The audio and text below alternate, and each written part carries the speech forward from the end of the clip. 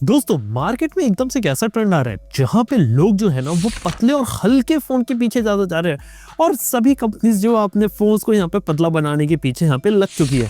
लेकिन बात ये कि चाहे एप्पल हो सैमसंग हो, स्लिम फोन्स तो सबकी तरफ चाह रहे हैं, लेकिन क्या वाकई में क्या स्लिम फोन्स मार्केट में टिक पाएंगे या फिर मार्केट से फेड आउट हो जाएंगे। फॉर एग्जाम्पल बात करें तो one of the most slimmest phone देखा है तो ग्लोबली 4.75 mm का था वीवो का X5 Max, और उस जमाने में उस फोन में 3.5 mm का हेडफोन जैक भी था। लेकिन बात करें तो स्लिम फोन्स ने जो रफ्तार है वो कभी भी पकड़ नहीं पाया, क्योंकि स्लिम फोन्स को देखो बनाने का कोशिश क्यों की जा रही है समझाता हूँ।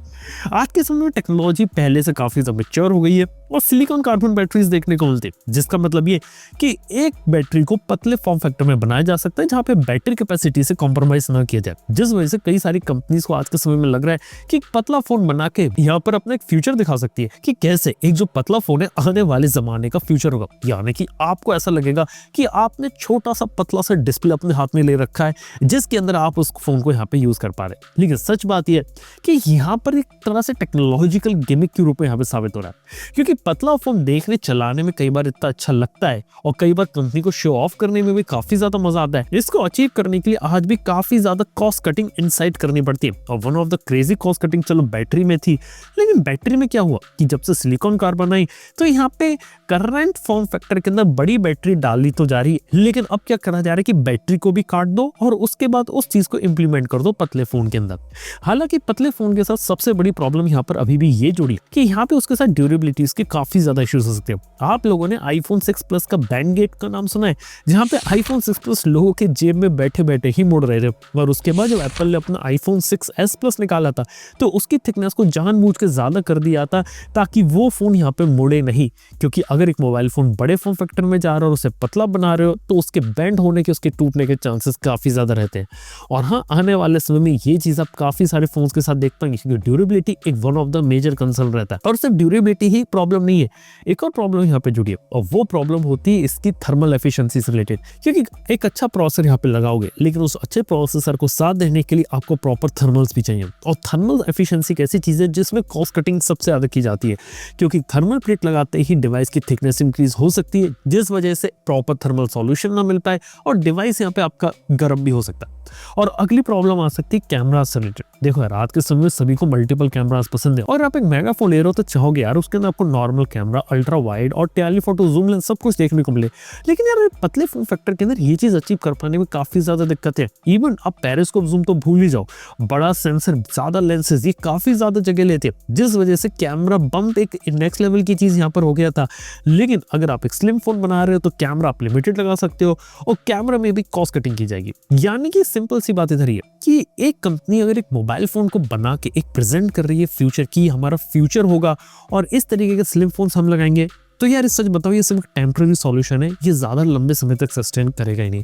इवन आपको एक बात बता सकता हूँ, स्लिम फोन्स का कंसेप्ट सिर्फ कुछ ही समय तक रहेगा और उसके बाद एक कंसेप्ट कुछ ही समय में बिल्कुल ही खत्म हो जाएगा और दोबारा से जो कंपनीज है ये नॉर्मल आपके 6 mm 7.5 mm तक आ जाएंगी, क्योंकि वो एक ऐसा साइज रहता है जहाँ पे एक अच्छी बैटरी, सारे कैमराज आप लगा लो, बड़ा बैटरी लाइफ, अच्छा स्ट्रक्चर दे दो, ड्यूरेबल भी बना सकते हो फोन को और सारे फीचर्स को पैक कर सकते हो। और seriously no one asked for more slimmer phones. हालांकि पतले फोन्स की डिमांड रहती है, लेकिन जबरदस्ती के अल्ट्रा स्लिम फोन्स की डिमांड तो मार्केट में नहीं है। और हाँ, इसका जो हश्र हो सकता है बिल्कुल आपके पॉपअप कैमरा जैसा हो सकता है। यानी कि यार पॉपअप कैमरा भी डेस्टिनी थे फेल होने के लिए, क्योंकि जितने भी मूविंग पार्ट्स होते हैं ना मोबाइल फोन के अंदर वो कभी भी ज्यादा सक्सेसफुल नहीं हो पाते। इसलिए 1-2 साल तक पॉपअप कैमरा चले, 2018 से एंट्री हुई, 19 में आपको देखने को मिले, फिर 2020 से जमाना बिल्कुल खत्म हो गया। स्लाइडर कैमरास, पॉपअप कैमरा, सारी चीजें यहाँ पर बंद हो गई।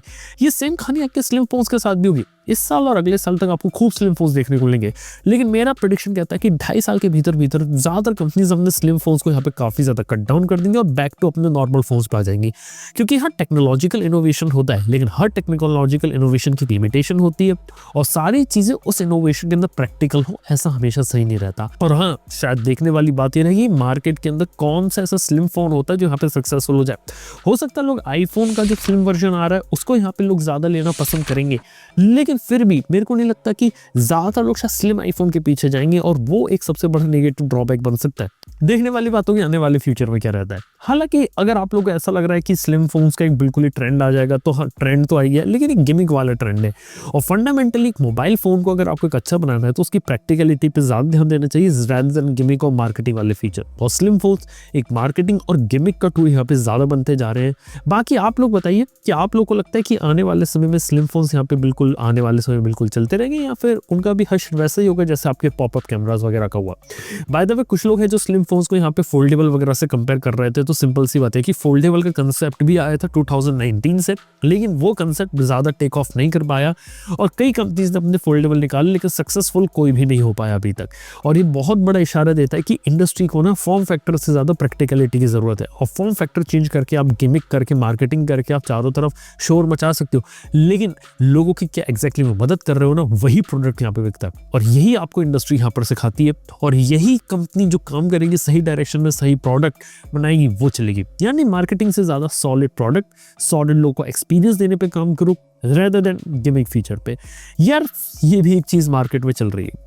खैर काफ़ी सारी चीज़ें आने वाले समय में और ऐसी चीज़ों के बारे में बात करेंगे और आप लोगों को इन्फॉर्म करता रहूँगा कि एग्जैक्टली इंडस्ट्री में क्या चल रहा है, और कुछ कंपनीज अपनी डूबती नाव बचाने के लिए कुछ ऐसे मार्केटिंग गिमिक्स का यहाँ पे सहारा ले रही है। बाय द वे आप लोगों का ओपिनियन क्या रहता है इन स्लिम फोन्स के ऊपर, चाहे सैमसंग के हो, चाहे एप्पल के हो, चाहे किसी टेक्नो के हो या किसी और कंपनी के? क्या आप उन्हें लेना वाकई में पसंद करोगे या फिर उन्हें भूल जाओगे यहाँ पे और नॉर्मल फोन्स पे जाओगे? अपना जो आंसर है नीचे कमेंट बताओ। वीडियो में कुछ सीखाओ, समझाओ, सब्सक्राइब किए और कहीं मत जाना। थैंक यू आपका वीडियो देखने के लिए। मैं आपसे बोलता हूँ अपने नेक्स्ट वीडियो के अंदर। Good bye.